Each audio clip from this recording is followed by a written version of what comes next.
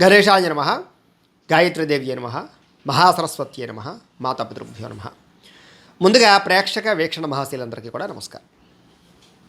అయితే అశ్విని నక్షత్రంలో పుట్టినటువంటి వారి యొక్క సంపూర్ణ జీవితం అంటే వాళ్ళు ఏ రకంగా ఉంటారు, ఏ రకంగా ఆలోచిస్తారు, వాళ్ళ గుణగణాలు ఎలా ఉంటాయి, అలాగే వాళ్ళకి కలిసి వచ్చేటటువంటి నెంబర్లు ఏంటి, కలిసి వచ్చే రంగులు ఏమిటి, అలాగే ఏ రాయిని ధరించాలి, ఏ రత్నాన్ని ధరించాలి, అలాగే వాళ్ళు ఎంతకాలం బ్రతుకుతారు, ఈవేళ ఆయుష్ ప్రమాణం ఎంత ఉంటుంది, ఇలాంటి సంపూర్తి విషయాలు అశ్విని నక్షత్రం వారికి సంబంధించినటువంటి స్వరూప స్వభావ లక్షణాలు ఏ రకంగా ఉంటాయి అనేటటువంటి సంపూర్తి విషయాలు ఇప్పుడు మనం తెలుసుకునే ప్రయత్నాన్ని చేద్దాం. అయితే జాతకరీత్యా నక్షత్రం చూసుకునే వాళ్ళు, అలాగే ఒకవేళ జాతకం లేక నక్షత్రం గుర్తు లేని వాళ్ళు మీ పేరుని బట్టి చూసుకునేటటువంటి వారు ఉంటే కనుక మీ పేరులో మొట్టమొదటి అక్షరం చు, చే, చో, లా అనే అక్షరాలతో కనుక మీ పేరు ప్రారంభమైతే మీ అందరిది కూడా అశ్విని నక్షత్రం అవుతుంది. కాబట్టి అశ్విని నక్షత్రాన్ని చూసుకోండి. అయితే అశ్విని నక్షత్రానికి నక్షత్రాధిపతి కేతు అవుతాడు. ఈ కారణంగా ఈ నక్షత్రం వాళ్ళు ఎలా ఉంటారు అంటే కనుక వీరు సాధారణంగా పూర్వజన్మ సుకృతం చేత వీళ్ళు చాలా అందంగా ఉంటారని చెప్పచ్చు. వీళ్ళకి శారీరకపరమైనటువంటి అందం వల్ల చాలామందిని ఆకర్షించుకోగలుగుతారు. అలాగే స్వతసిద్ధంగానే వీళ్ళు చాలా అద్భుతమైనటువంటి తేజస్సుతో ఉంటారు. వీళ్ళకి వినయం, విధేయత, చాలా బ్రహ్మాండమైనటువంటి గౌరవించి కూడా ఉంటుంది. పెద్దలు గౌరవించడం కానీ అలాంటివి. దాంతోపాటుగా శౌర్య పరాక్రమాలు చాలా బాగా ఉంటాయి. అంటే వీళ్ళకి బాగా విపరీతమైనటువంటి ధైర్యం ఎక్కువ, మొండి పట్టుదల ఎక్కువ, అలాగే ఒక్కొక్కసారి సమయంలో మూర్ఖత్వం కూడా ఎక్కువ ఉంటుంది. అంటే వీళ్ళు అనుకున్నదే చేయాలనుకుంటూ ఉంటారు. అది తప్ప ఒప్ప అని కూడా ఆలోచించరు. అలాగే శౌర్య పరాక్రమాలు కూడా ఎక్కువ. వీళ్ళు కనుక ఏదైనా అనుకుంటే అది ఏదైనా సరే చేసి తీరాలి. ఎవరి మాట లెక్క చేయరు, దేని గురించి ఆలోచించరు. అదేదో సినిమాలో చెప్పినట్టు ఒక్కసారి కమిట్ అయితే నా మాట నేనేమన్నా అంటాడు చూసారు. అలాగా వీళ్ళు కూడా ఏంటంటే కనుక ఒక్కసారి ఈ పని చేయాలనుకున్నా, ఏదైనా ఒక సాధించాలనుకున్నా, ఏదైనా గోల్స్ పెట్టుకున్నా ఇంకా అది తీరిదాకా కూడా అది సాధించేదాకా వీళ్ళు నిద్రపోరని చెప్పచ్చు. అంతలాంటి శౌర్యం ఉంటుంది వీళ్ళకి, పరాక్రమం ఉంటుంది, తెలివితేటలు, ధైర్యం ఉంటాయి. అలాగే మంచి సమర్థత, అంటే ప్రతి విషయాన్ని సమర్థవంతంగా అర్థం చేసుకోవడం. అలాగే ఐశ్వర్యం సంపాదించాలన్న తపన విపరీతంగా ఉండడం, డబ్బు సంపాదించడం కోసం ఎంత కష్టాన్నైనా పడడం, అలాగే శారీరకపరమైనటువంటి అందం కోసం కూడా ఎక్కువగా ఇష్టపడుతూ ఉండడం, మిమ్మల్ని మీరు బాగా గౌరవించుకోవడం, మిమ్మల్ని మీరు బాగా ఇష్టపడడం, మిమ్మల్ని బాగా మీరు ప్రేమించుకోవడం లాంటివి చేస్తారు అని చెప్పచ్చు. సాధారణంగా వీళ్ళకి చూడడానికైతే చాలా శాంతంగా కనపడతారు. అలా అని చెప్పి వీళ్ళకి కోపం రాదా అంటే కనుక కోపం అస్తమాటు వస్తూ ఉంటుంది. కానీ చాలా తొందరగా కోపాన్ని కంట్రోల్ చేసుకుంటూ ఉంటారు వీళ్ళు. ఈ అతి కోపిష్ఠులు, అతి శాంత స్వభావాలు వీళ్ళే అని చెప్పచ్చు. అయితే ఎక్కువసేపు కోపం ఉండకపోవడం కారణం చేత వీళ్ళు పెద్దగా కోపం వల్ల ప్రమాదాలకి ఏం గురవరు, గొడవలు రావు. కానీ వీళ్ళకి అస్తమాటు కోపం వస్తుంది. కానీ పెద్దగా ఆ కోపం ఎక్కువసేపు నిలబడతాం. సాధారణంగా వీళ్ళు నిర్ణయాలు చాలా శాంతంగా ఆలోచించి జాగ్రత్తగా నిర్ణయాలు తీసుకుంటారని చెప్పచ్చు. వీళ్ళు కనుక ఒక నిర్ణయం తీసుకున్నారు అంటే కనుక ఆ నిర్ణయం మీద బాగా నిలబడతారు. అలాగే అందరితోటి కలుపుకొని అన్ని రకాల పనులు పూర్తి చేయగలుగుతారు. వీళ్ళు కనుక ఏదైనా సాధిద్దాం అనుకుంటే ఫ్రెండ్స్ని, స్నేహితుల్ని, చుట్టుపక్కల వాళ్ళని కలుపుకుని ఆ పనిని పూర్తి చేయడానికి ప్రయత్నం చేస్తారు. అంటే కలుపుగోలుతనం బాగా ఎక్కువ. అంటే ఒక నాయకత్వ లక్షణాలు బాగా ఉంటాయి. అంటే వీళ్ళు ఏదైనా ఒక పెద్ద వ్యవస్థ చేపడితే కనుక అందరూ ఈయనకి సహకరిస్తారు. వీళ్ళ మాట తీరు వల్ల కానీ, వీళ్ళ ఆలోచన వల్ల కానీ, వీళ్ళ ధైర్య సాహసోపేదమైన గుణాల వల్ల కానీ, వీళ్ళ తెలివితేటల వల్ల కానీ అందరూ ఏంటంటే కనుక మిమ్మల్ని అనుసరిస్తారు అని చెప్పచ్చు. అంటే మీ ఐడియాలజీ ఎలా ఉంటుందంటే కనుక అందరినీ మెప్పించేలా ఉంటుంది. అంత గొప్ప ఐడియాలజీ ఉంటుంది మీకు. అయితే కొంతమంది వ్యక్తులు మాత్రం మీ జీవితంలో మిమ్మల్ని చెడు మార్గానికి, అంటే తప్పుడు దోవలోకి తీసుకెళ్ళడానికి ప్రయత్నం చేస్తారు. వ్యసనపరంగా అవ్వచ్చు, పెట్టుబడుల విషయాలు అవ్వచ్చు, అనేక రకాల కారణాల చేత. మీరు కనుక అలాంటి విషయాల్లో లోబడారా అంటే కనుక, అవతల వాళ్ళ మాట విన్నారంటే కనుక చాలా జీవితంలో ధనాన్ని నష్టపోతారని చెప్పచ్చు. మీ జీవితంలో నమ్మక ద్రోహాలు ఎక్కువ. కాబట్టి ఏ నిర్ణయం తీసుకున్నా ఆలోచించి తీసుకోవాలి. ఎవరిని నమ్మకూడదు. పెట్టుబడులు పెట్టే విషయంలో చాలా జాగ్రత్త తీసుకోవాలి. మీరు తప్పుడు పెట్టుబడులు పెట్టడం వల్ల చాలాసార్లు నష్టపోతూ ఉంటారు మీరు. అయితే నమ్మిన వారి కోసం ఎంత త్యాగాన్ని అయినా సరే సిద్ధపడతారని చెప్పచ్చు. అది ప్రేమించిన వాళ్ళకా, కుటుంబానికా, స్నేహితులకా, ఎవరికైనా సరే మీరు కనుక ప్రేమించారా, ఇష్టపడ్డారా, వాళ్ళ కోసం ఏదైనా చేస్తారు. అలాంటి లక్షణం ఉంటుంది. అవతల వాళ్ళు మన కోసం ఏం చేశారు కాదు, మీరేం చేశారు అనేది చూసుకుంటూ ఉంటారు. అంతలా ప్రేమిస్తారు, అంతలా త్యాగిస్తారని చెప్పచ్చు. అయితే మీరు మాత్రం స్నేహానికి విలువిస్తారు, కానీ మీ స్నేహితులు అంత విలువ మీకు ఇవ్వరు. మిమ్మల్ని సాధారణంగా వాడుకుని వదిలేసే స్నేహితులు ఎక్కువ ఉంటుంటారు. అలానే మీరు మాత్రం స్నేహితులను దూరం పెట్టరు. వాళ్ళంటే మీకు బాగా ఇష్టం. అయితే అందరినీ బాగా అర్థం చేసుకుంటారు. అందరినీ బాగా జాగ్రత్తగా మీ గ్రిప్పులో పెట్టుకోగలుగుతారు. కానీ మీలో ఉండేటటువంటి లక్షణం ఏంటంటే ఎవరైనా అవమానిస్తే భరించలేరు. మీకు గౌరవం కావాలి, అందరూ కూడా మిమ్మల్ని గౌరవించాలి. మిమ్మల్ని ఎవరైనా అవమానించారంటే కనుక కనీసం ఒక రోజు 2 రోజుల పాటు ఇంక అదే మనసులో అస్తమాటు తలుచుకుంటూ ఉంటారు. అలా లక్షణాలు ఉంటాయి మీకు. అయితే అవమానించిన వారిని కూడా జీవితంలో కలవడానికి ఇష్టపడరు మీరు. అంటే ఒక్కసారి ఎవరి మీదైనా సరే విరక్తి వచ్చిందంటే కనుక వాళ్ళని పూర్తిగా వదిలిపెట్టేస్తారని చెప్పచ్చు. అలాగే సాధారణంగా ఏ విషయంలోనైనా సరే ఎంత గడ్డు పరిస్థితి వచ్చినా, ఎంత కష్టం వచ్చినా సరే ఓర్పుగా నేర్పుగా తట్టుకుంటారు మీరు. అందులోనూ స్త్రీలకు చాలా ఓపిక ఎక్కువ. సంసారం బాగోకపోయినా, భర్తతో ఇబ్బందులున్నా, కుటుంబంలో ఇబ్బందులున్నా, ఉద్యోగంలో ఇబ్బందులున్నా సరే ఓర్పుతో సహనంతో ఎలాగైనా సరే ఆ పని చేస్తారే తప్ప మధ్యలో ఏ కార్యాన్ని వదిలేరు. మీరు కనుక ఏదైనా అనుకుంటే అది పూర్తిగా వదలరు. ఇంకా ఏదైనా చేయకూడదు అనుకున్నారా, బ్రహ్మదేవుడు చెప్పిన చేయరు మీరు. మీకు అలాంటి లక్షణాలు ఉంటాయి. అంటే మీ మనసు ఏం చెప్తే అది వింటారని చెప్పచ్చు. అయితే కష్టాల్లో ఉన్నవారికి సహాయం చేయడం, అవసరం ఉన్నవారికి, ఆపదలో ఉన్నవారికి ఆదుకోవడం, దానగుణం, దయ్యాగుణం మీలో విపరీతంగా ఉంటాయి. కానీ ఒక్కొక్క సమయంలో మితిమీరిన దానాలు మిమ్మల్ని పాడు చేస్తాయి. ఆ విషయంలో జాగ్రత్త పడాలి. అలాగే ఏ పని చేసినా సరే చాలా జాగ్రత్తగా ఆచితూచి చేయడము, అలాగే కొన్ని పనులని వాయిదా వేయకుండా చేయడము, అలాగే కొన్ని పనుల విషయంలో జాప్యం చేయడము. ఇలాగ ఏమిట్రా అంటే ఎప్పుడూ ఒక నిర్ణయం ఉండదు. ఒక్కోసారి తొందరగా పనులు చేసేస్తారు, ఒక్కోసారి మాత్రం వాయిదా వేసేస్తూ ఉంటారు, ఒక్కోసారి బద్దకించేస్తూ ఉంటారు. ఈ రకంగా ఏమిట్రా అంటే కనుక మిమ్మల్ని అర్థం చేసుకోవడం ఎవరి తరం కాదు. మీకే అర్థం ఒక్కొక్క విషయంలో.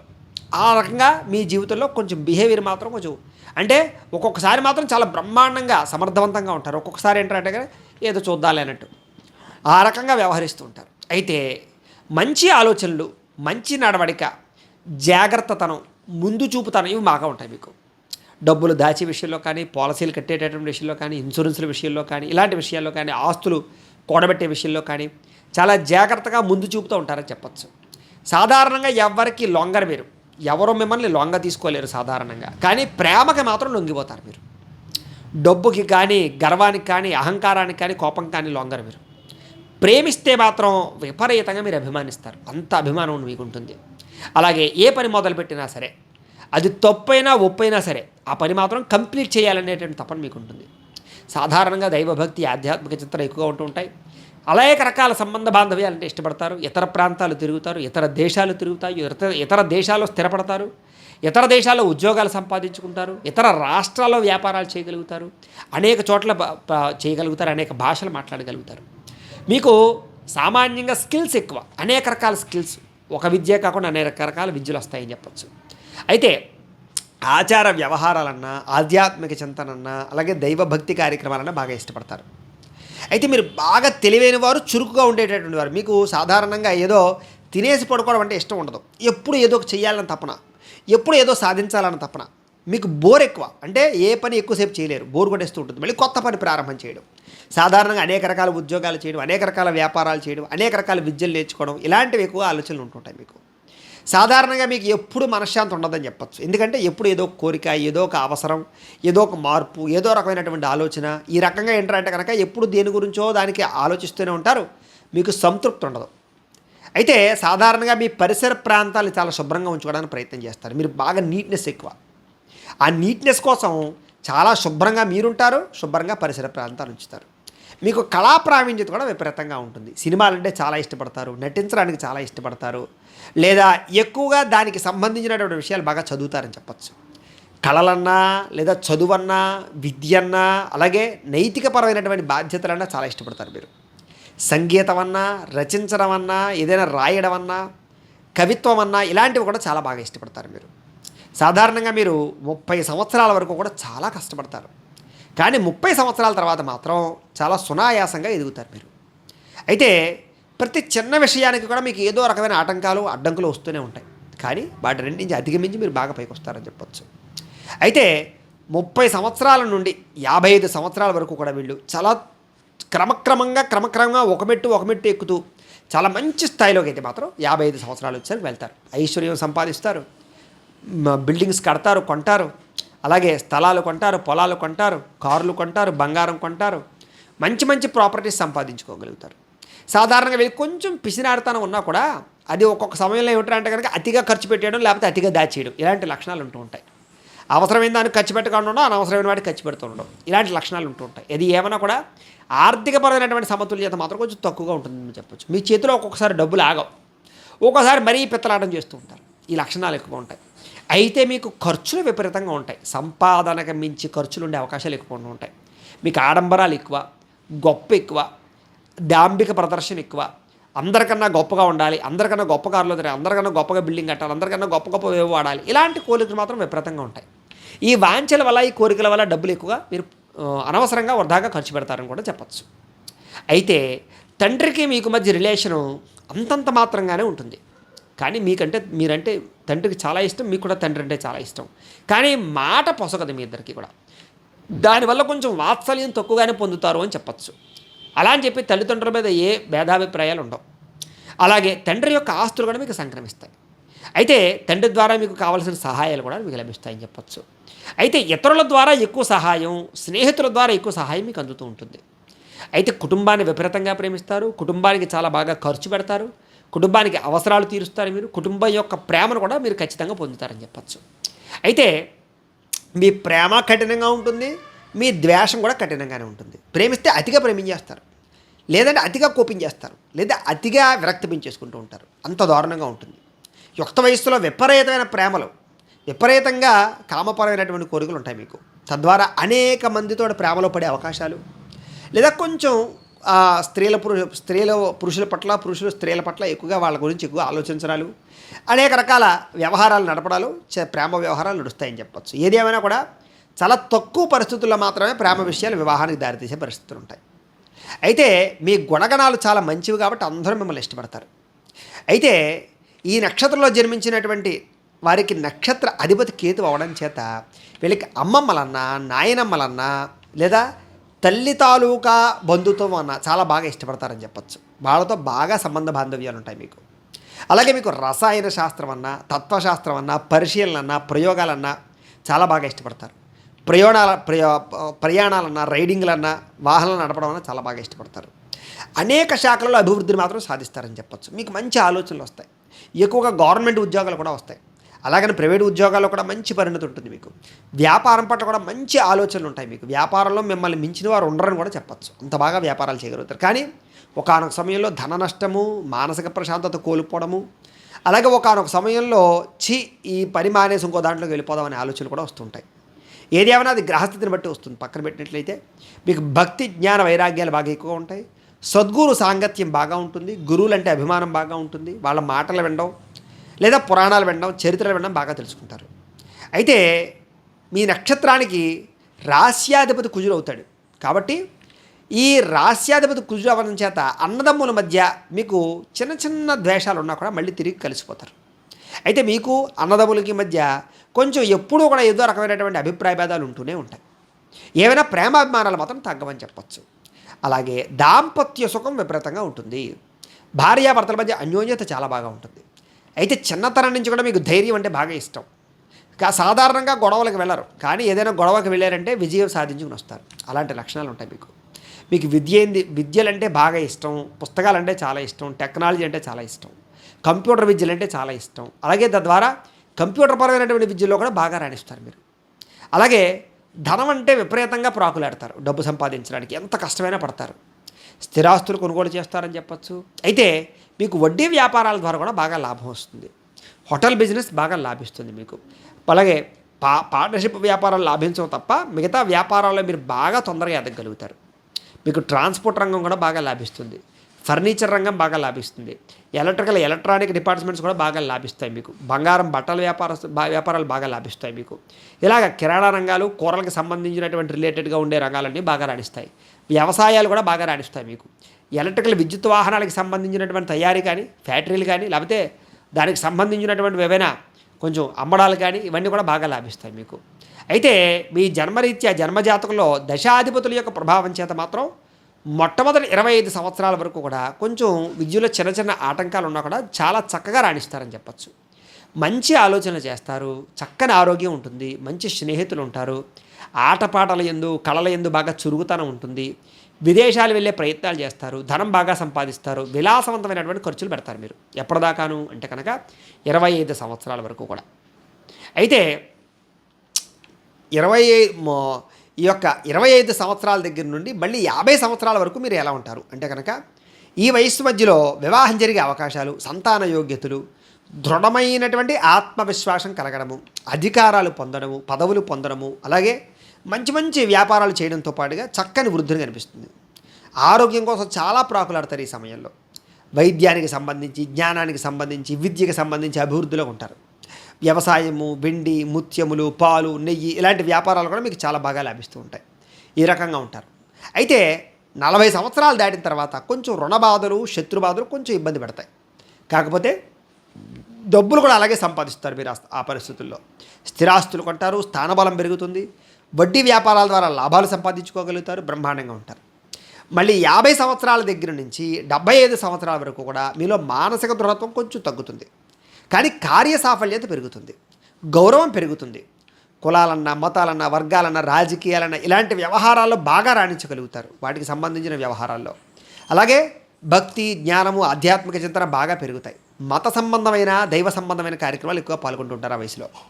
మంచి గురువు లభిస్తారు, దైవ పూజలు చేస్తారు, యజ్ఞాల్లో పాల్గొంటారు, తీర్థయాత్రలు చేస్తారు, మంచి ఆరోగ్యంతో కూడా ఉంటారని చెప్పచ్చు. అయితే ఈ నక్షత్రాధిపతి కేతు అనే కారణం చేత జననకాల కేతు మహర్దశ నడుస్తూ ఉంటుంది మీకు. జననకాలంలో ప్రారంభం నుంచి కేతు మహర్దశ స్టార్ట్ అయ్యి అక్కడి నుంచి నడుస్తూ ఉంటుంది మీకు. కాబట్టి మీ గణం దేవగణం అవుతుంది, మీ వర్గం గుర్రం అవుతుంది, మీ నాడి ఆదినాడు అవుతుంది, మీ పాదం స్వర్ణపాదం అవుతుంది, మీ నక్షత్ర వృక్షం అడ్డరస వృక్షం అవుతుంది, మీ పక్షి జాతి గండబేరుండ జాతి అవుతుంది. మీకు కుజుదోషం ఉన్నా కూడా మీ జాతకంలో అది మీకు వర్తించదు. మీరు ధరించవలసినటువంటి రుద్రాక్ష త్రిముఖి రుద్రాక్షను ధరించాలి. మీరు పూజించవలసినటువంటి దేవత సూర్యుడిని, ఆంజనేయ స్వామి వారిని ఎక్కువగా ఆరాధన చేయడం మంచిది. మీరు ధరించవలసినటువంటి రత్నం వైడూర్యాన్ని, పగడాన్ని ధరించుకోవడం మంచిది. చేయవలసినటువంటి దానం ఉలవల దానం చేయాలి. మీరు పరిహారం చేసుకోవాల్సినటువంటి గ్రహాలు కుజుడికి, కేతువుకి జప తర్పణ హోమాలు చేయించుకోవాలి.